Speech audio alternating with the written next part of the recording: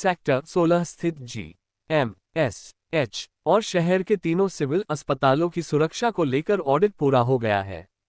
गत दिनों डॉक्टरों की हड़ताल के बाद सभी अस्पतालों में डॉक्टरों और महिला स्टाफ की सुरक्षा को और ज्यादा मजबूत करने को लेकर ऑडिट किया गया।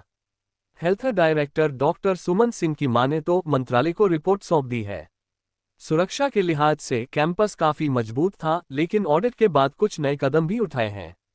रेजिडेंट डॉक्टर्स के साथ हिंसा को रोकने के लिए वायलेंस अगेंस्ट रेजिडेंट डॉक्टर्स की कमेटी बनाई है। सुरक्षा को और ज्यादा मजबूत करने के लिए सुरक्षा कर्मचारियों की संख्या बढ़ाने जा रहे हैं। 105 सुरक्षा कर्मचारी हैं, जिसमें से 75 कॉन्ट्रैक्ट पर हैं। मौजूदा समय में अस्पताल का 80% क्षेत्र सुरक्षित है। 150 नए कर्मियों की भर्ती करने की योजना है। हालांकि ज्यादा कमियां सामने नहीं आई हैं, लेकिन ऑडिट का फायदा ये हुआ है कि सुधार की गुंजाइश और कहां हो सकती है, उस पर फोकस कर रहे हैं।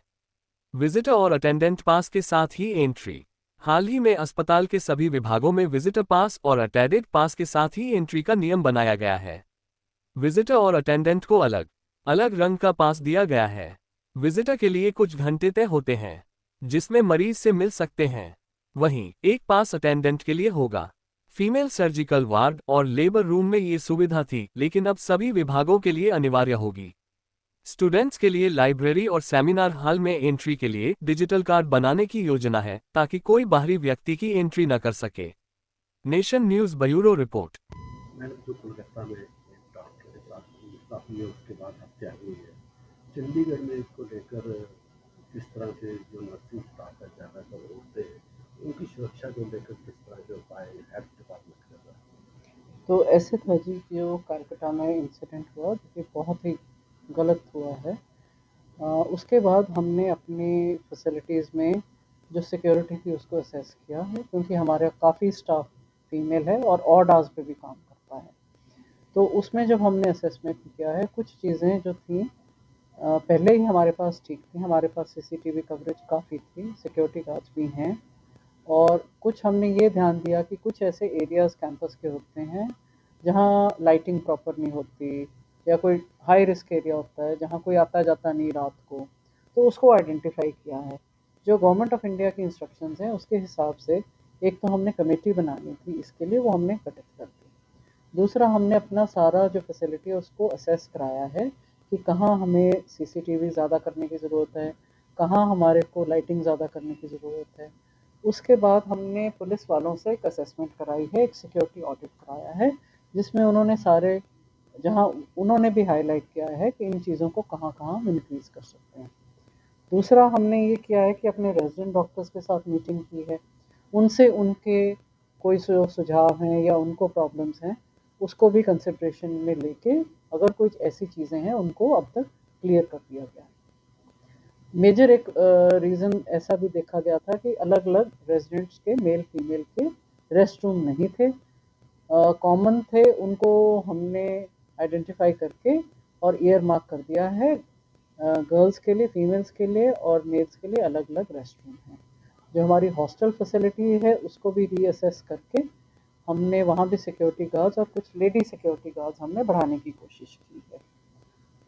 और इसके अलावा हम एक पैनिक बटन का प्रपोज़ल देख रहे हैं, उसको एक्सप्लोर कर रहे हैं, और अगर वो फिजिबल होगा तो उसको ज़रूर सेट इन करेंगे। इसके साथ साथ हमने सारे अपने स्टाफ की इस टॉपिक पे सेंसिटाइजेशन की है और ट्रेनिंग की है कि अगर कोई ऐसा इंसिडेंट हो जाता है तो उसके बाद उसको टैकल कैसे करना है, किसको रिस्पॉन्ड करना है, किसको कॉल करना है, ये ग्रुप्स बना दिए गए हैं। और दूसरा, इसके बाद अगर फिर भी कभी कोई, खुदा ना करे, कोई ऐसा इंसिडेंट होता है, उसको हमने टैकल कैसे करना है, या जिस बच्चे के साथ या कोई जो भी कोई हेल्थ केयर पर्सनल है उसके साथ कोई ऐसा इंसिडेंट करता है, उसके बाद उसको हमने कैसे हैंडल करना है, इसके लिए भी हमारी ट्रेनिंग। मैंने चंडीगढ़ में हेल्थ डिपार्टमेंट कई हॉस्पिटल चलाता है, सभी हॉस्पिटलों में ये प्रोविज़न होगा। दूसरा, कितने सिक्योरिटी गार्ड बढ़ाए जा रहे हैं, रात को जो नर्स आती हैं यहाँ पे उनके लिए किस तरह के प्रबंध? देखो, ये सारे हॉस्पिटल्स में ये सारी प्रोविजंस होंगी, ये सब हो चुका है। उसमें हम असेसमेंट कर रहे हैं, हम प्रोसेस में हैं कि नंबर ऑफ सिक्योरिटी गार्ड थोड़ा बढ़ा दें और सीसीटीवी कवरेज बढ़ा दें। मैंने जो रात को आती है इमरजेंसी दूर से आती है उनके लिए किस तरह का approach है? रात को देखिए जनरली हमने उनको ये कहा है कोई दूर से आता है तो रात यहीं रुकें, कैंपस पे रुकें और जो जनरली आप देखें 8 बजे के करीब शिफ्ट शुरू होती है, उस टाइम पूरा हसल-बसल होता है, कोई गिराने वाली बात होती नहीं। पर अगर कुछ हो तो उनको ये भी समझाया गया है कि कभी उनको कभी कुछ लगता है कि कोई ऐसी बात है और शी इज़ इन डेंजर, तो वो अपने 4 कॉन्टैक्ट्स को अपने फ़ोन लाइन पे रखें या हमारे को फ़ोन करें, इमीडिएटली उनको रिस्पॉन्ड किया जाए। आप देख रहे हैं नेशन न्यूज। देश और दुनिया की हर खबर के लिए जुड़े रहें नेशन न्यूज से।